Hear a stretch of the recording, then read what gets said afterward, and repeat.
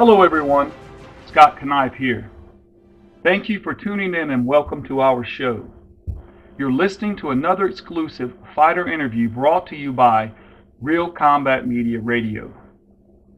The 1970s produced the greatest competitive pool of heavyweights that history has ever known from that illustrious division. Men such as Muhammad Ali, George Foreman, Joe Frazier, and Ken Norton are just a handful of legendary fighters that came from that era. However, when boxing aficionados discuss the subject of punching power, one man's name is always brought to the surface. That man's name is Earnie Shavers. He perhaps is not just the greatest heavyweight power puncher from the 1970s. It is argued, convincingly so, that he could be the greatest power puncher in the entirety of heavyweight history. Real Combat Media's Chris Guns had the honor to speak with Earnie Shavers. Earnie talked about his life before boxing, how he got into boxing, and the entirety of his career. Real Combat Media would like to thank Mr. Shavers for giving us of his valuable time. Where were you born? Okay, I was born in Garland, Alabama. That's where I was born. Okay, and I grew up in Ohio. how old were you when you moved to Ohio? I was 5 years old when I moved to Ohio. My parents died. Okay, and what was your home life like? It was pretty nice. Grew up on a small farm. Worked hard to plant a lot of produce and for the family to live on. It was tough. We weren't a very wealthy family, poor family, but it was a good life. Everybody grew up in the same community. Most of them are the same, earned the same kind of living, working in the steel mill. So it was good. It was a good farm life, though. Good life. Were you an only child? Oh no, there was 10 of us. 5 brothers and 4 sisters. Oh, wow, big house, big family. And what kind, kind of? I'm sorry. Huh? I didn't want to cut you off. I thought you were done, sir. I'm sorry. No. What kind of kid were you? Oh, I was a good kid. I was a hard worker. My mother taught me how to work at a very early age. I've always been a hard worker. I loved outdoors. I did a lot of trapping and fishing and hunting. So I was a more outdoor person. Mm-hmm. And who got you interested in boxing? Well, at the age of 12, I knew I wanted to be an athlete. I thought it was going to be football. But at 22, a good friend of mine, Richard Austin from Youngstown, Ohio, asked me to go to the gym for his training, going to recruit a few fighters. So he invited me over January 3rd, 1967. Put the gloves on for the first time. I did pretty good. I was a good puncher. I was strong. I did pretty well. The trainer said, you become a champion of the world, make a lot of money. So I went home, talked to my wife. Then I begged her for a week. And she said, on the 10th, I don't care, go get your head knocked off. So back on the 10th, started training. The trainer showed me how to get proper stance, some had a jab right hand. I threw that, a good jab right hand, and took off from there. Wow, I didn't know you were married already. How old were you when you got married? I was 20 when I got married, 20. Okay. And you got into boxing at 22, right? Is that right? 22, yes. Mm-hmm. So you had no experience boxing as a child growing up? Not much of just high school football and track. That was it. Wow. And did you like boxing immediately? Were you good at it? I liked it immediately. Yes, I did. Because the trainer told me, Ernie, you may become champion of the world and make a lot of money for your family. So I fell in love with boxing right away. That's a good incentive, I guess, huh? And who did you want to be like? Did you see anyone that you felt you could be just as good as, or patting yourself after? Well, the guys right back then was like, well, I knew Joe Lewis, we both from Alabama, and I kind of found myself looking at him, I thought. But I would probably have to say close guy. I was him a Barbie St. and he was a big, strong, good puncher, devastating guy. So I was day one. I was a puncher, so I felt myself after him. Mm-hmm. And you had what was your amateur record? Do you remember the record? I had about 25 fights. I think I won some like 18, 6 and 1, like that. I think something like that. Did you have big time power in the amateurs too, or? For day one. Yeah. First in the gym, I heard a guy in the gym middleweight. I knocked almost everybody out. I have a 20-some fights, probably 18 knockouts. So that was pretty good, decent, yeah. In 1968, you won the Cleveland Golden Gloves Novice Division. How'd that feel to win? It felt great to win that. I won the Youngstown and tournament with the Cleveland tournament, and went to the national AAU, made the quarterfinals, and came back next year and won everything. Come on. And in 1969, you won the National AAU Heavyweight Championship. Yes. Did you? Yes, I turned pro after that. Say that again. I'm sorry. I turned pro November 6, 1969. Uh-huh. So was your last championship the Golden Gloves of Cleveland? Was that your last? Yes. 69, yes. And you were ready to turn pro right after that, huh? Do you remember? Well, I'm sorry again. Yes, I was getting up in age. I was 24 years old. A trainer told me, Ernie, you can't play amateur forever. So he said, I think you turn pro now. And so I listened to him and turned pro. Mm-hmm. And in your first pro fight, do you remember who you fought and what the result was and where it was? It was a knockout. I know it was some guy that, I can't remember the name, out of Akron, Ohio. I know it was a knockout. Who didn't you knock out, right? And yeah. How did it feel to win your first pro fight? That felt good. Because my trainer said, Ernie, the guy that fights like you may become champion of the world someday.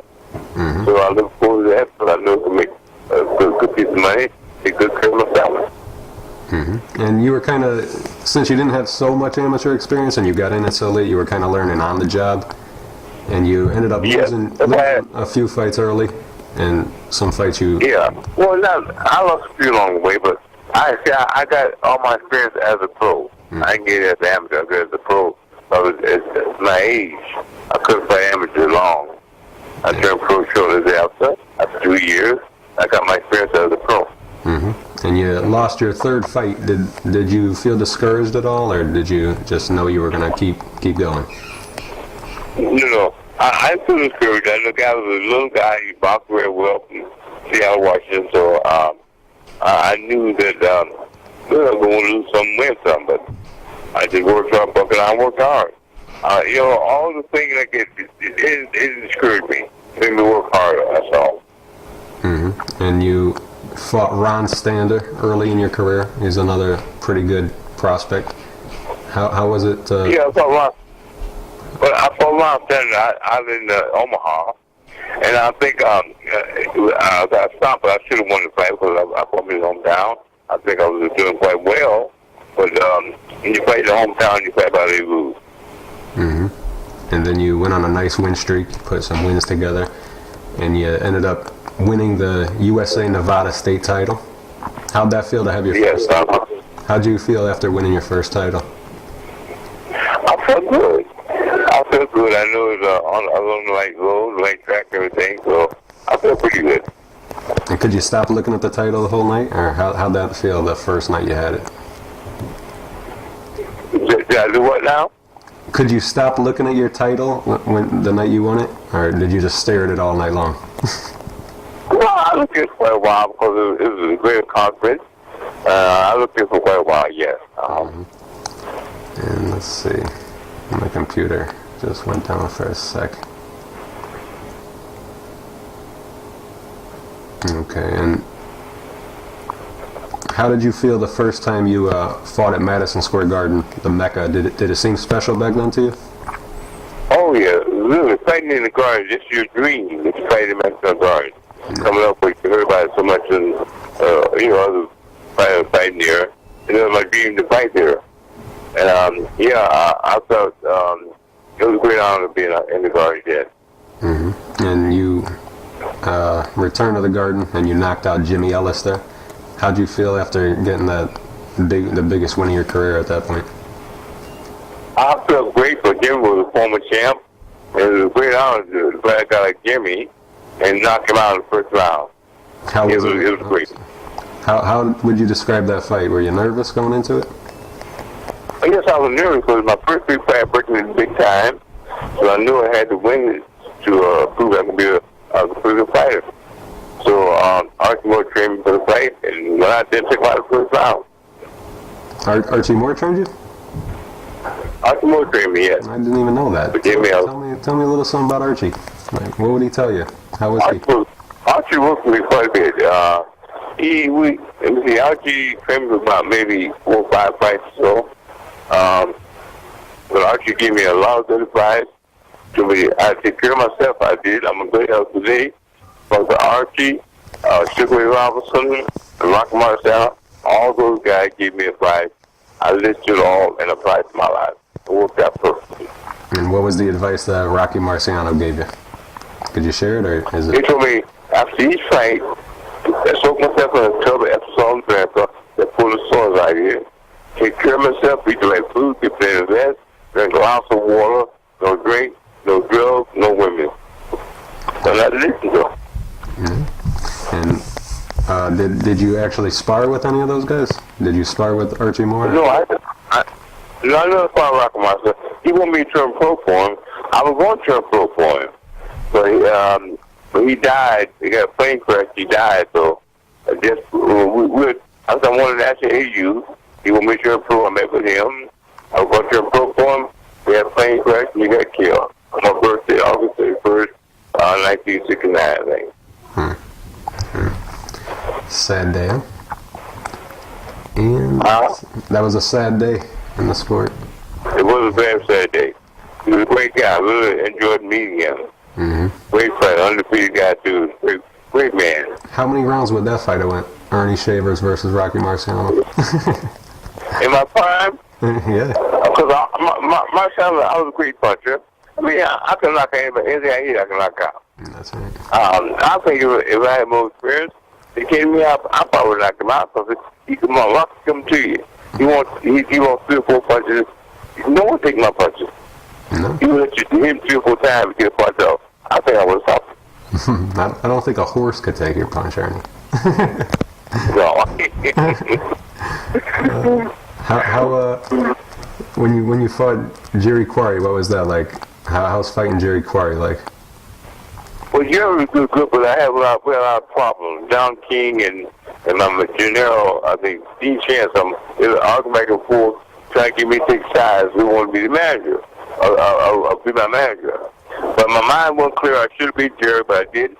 But I'm still here, so I came out okay. That's right. I guess you're in a better condition than he was in. Well, Jerry was a great fighter, but I think he took too many punches over the years. It took a toll on him. Yeah. Plus, he was abused by his father. Who knows what happened? Maybe he was beaten up since he was little. Terrible. Then a few fights later, you fight another big name in Ron Lyle. Another exciting fight. And you were both down in that fight. What do you remember about Ron Lyle in that fight? Ron Lyle was a devastating puncher. I think I was chosen number 1, George Boy, number 2, and Lyle number 3. And I fought him in Denver, and I had a little problem to get a cut to the thin air there. But Lyle was a tremendous fighter. I can't say anything bad about Lyle. Tremendous puncher. When you fight in the lion's den, you fight by the rules. I think I should have had him out. I was like, why the name I back? I have it on DVD now. I had a long count, but he can't help me stop me. Mm-hmm. And you're one of the last guys to fight in Yankee Stadium. Did you feel different fighting in Yankee Stadium? Did it feel like a special place, or did it just feel like another place to fight? Well, after a while you fight too much. That's so many fights, they all seem the same. But the guard, my first one, the guard, it was very, it was much about the guard. But I guess you can't. They all special. They all have their own. I got memories. I can remember about all the places I fought in. Mm-hmm. And let's see, 1977, you fight the greatest, and he was getting a little older, but he's still the greatest. What was that like? The build up with fighting Ali? How did Ali treat you and stuff? Well, Ali been really good to me. Been my good friend. Him and Larry Holmes been my best two friends in the fight game. Ali let me use training camp when I fought Jimmy Ellis. He told me how to fight and everything. We fought with different styles, and he said, came out okay. But fighting Ali was, when you fought him, you knew you did well. The whole war had their eyes on you at least 1 hour. That fight has changed my life even today. I got contract coming in now, unbelievable because of Ali fight. Yes. Yeah, that's true. That's true. And did you let's see. So he didn't insult you. You were friends and stuff, right?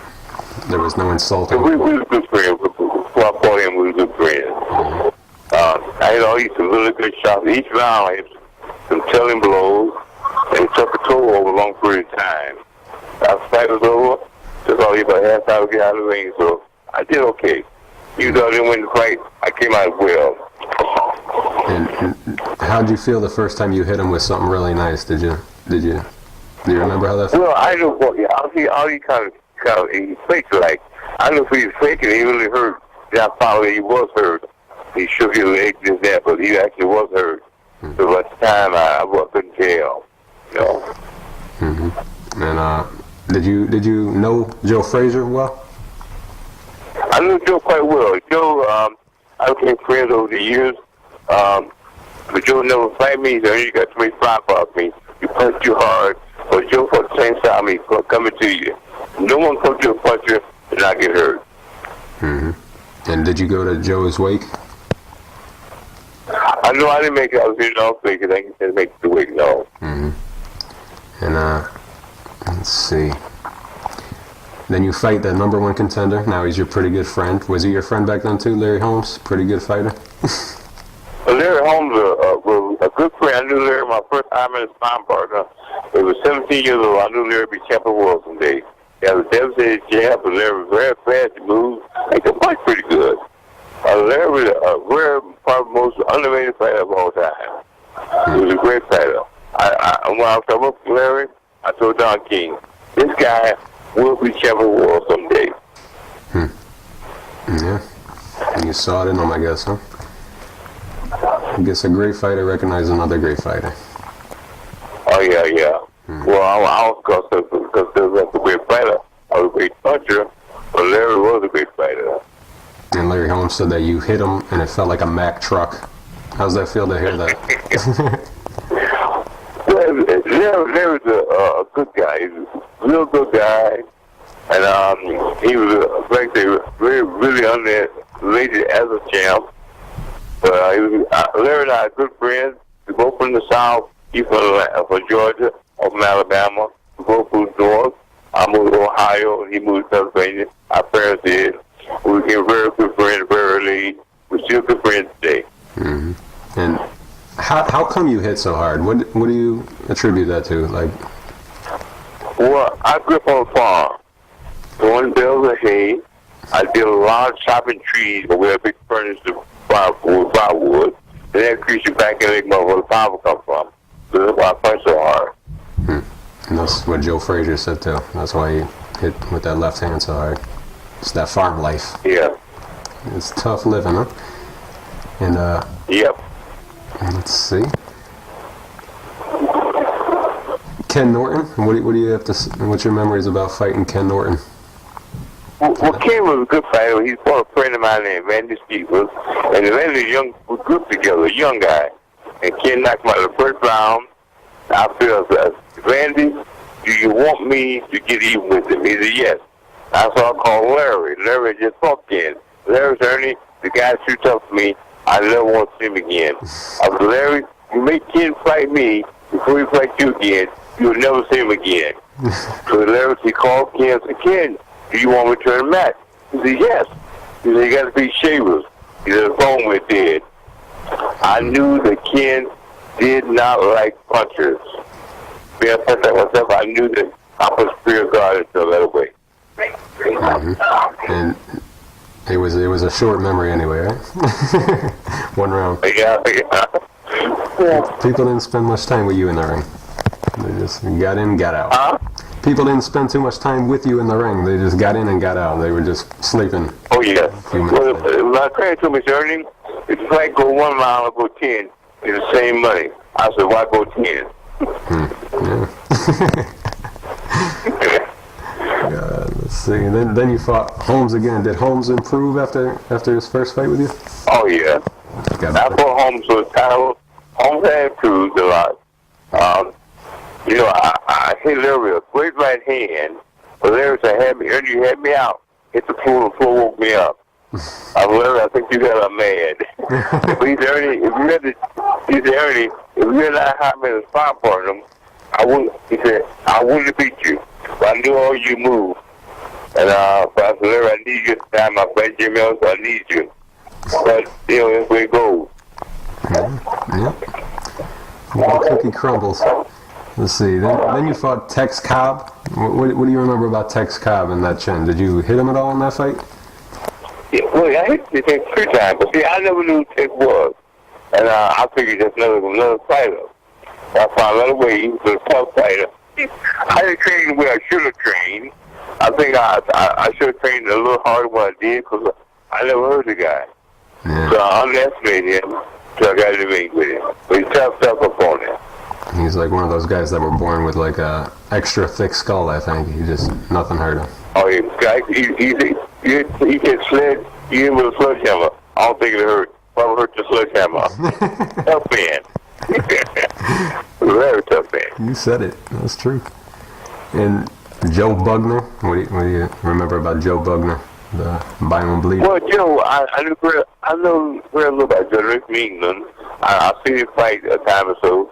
But I feel that because the most guys in Europe straight up and down, 3 up down fight. I feel if I put the pressure on him, a couple good shots, I'll take him out. I busted his eye open. I stopped him like second round, something like that. I stopped him. Yep, second round, and still had time to make him bleed. Who didn't make Joe Bugner bleed, right? Then you fought James Quick Tillis. He was a young up-and-coming fighter. What do you remember about Quick Tillis? Anything special? Oh, yeah. James I kind of underestimated James because I think he was as fast as he was. A very good fighter, a good boxer. Underestimated him. I took him lightly. And you can't take anybody lightly in the fight game. Very, very competitive, tough guy. Mm-hmm. And what's your proudest very moment? good president. Huh? I thought you were done again. I'm sorry. I keep interrupting you. That's it. What's your proudest moment in boxing that you got out of it? My proudest moment has to be Ali, I guess, because when you fight a guy like Ali, the whole world has their eyes on you. Even though I lost the fight, it made a name for myself. I'm doing quite well today because of Ali fight. I did get called from a big company, offered me 8 figures over the next 4 or 5 years because of Ali fight. So I love Ali dearly. Mm-hmm. He's been good to me. Do you still stay in contact with Muhammad Ali? I'm the only guy Ali works here every year. We do a show at Las Vegas. I just did one in Las Vegas. Now I do a show in Arizona every year, raising money for charity. So Ali and I are very good friends. I'm the only fighter he uses it every year. Wow, that's great. And who gave you the best advice during your career? Was it Archie Moore? Who gave me the best advice? I would have to say Sugar Ray Robinson, Archie Moore, because Archie Moore trained me. He told me how to take care of myself, how I should live, and he's Earnie. Most fighters after a victory go out and party. Don't go out and party. Take a week off, do nothing for a week. So I did. Mm-hmm. And who told you that? I didn't hear you. Archie Moore. Mm-hmm. And what was Sugar Ray Robinson like to meet? Was he? Very, very nice guy. Sugar Ray told me if you fight Ali and do good, the older you get, more earning power. I'm earning more money now I ever earned with my name now. situation. You plan on to keep the name clean. The older you get, more you probably will have. That's what we're doing now. Working for me. Did you go to Sugar Ray Robinson's wake when he passed away? No, I didn't go. Mm. I'm not I'm not, I just don't like to feel that well. Yeah. Guess it's better when they're living, you know? And, it's better to spend time with them when they're alive anyway. Yes, we got together. I spoke to a guy since that good time while he was living here up here. Mm-hmm. And did you meet Joe Louis ever? I met Joe Louis. Joe gave me a lot of advice. He had my DVD. I watched him today. He gave me some good advice. I met Joe several times. We both from Alabama. He moved to Detroit. We moved to Ohio. You got so many amazing stories. It's like I don't know what to say next. I guess I'm done. It's like I didn't know that I was gonna hear so many other stories about other people and what they impacted on you. So see, when you're a puncher, everybody want to meet you. I met most of all the top fighters, the old champ. I met them most of all. So everybody want to meet you. I'm not very big, but I'm a devastating puncher. They want to know how you learn to punch so hard. But on a farm, I did a lot of tree chopping. That developed the back and leg muscle where the power comes from. That's where it came from. Growing bales of hay, counting bags of wheat. That's what I did on the farm. Sounds like what George. Little did I know at the time, it would prepare me for my lifetime vocation.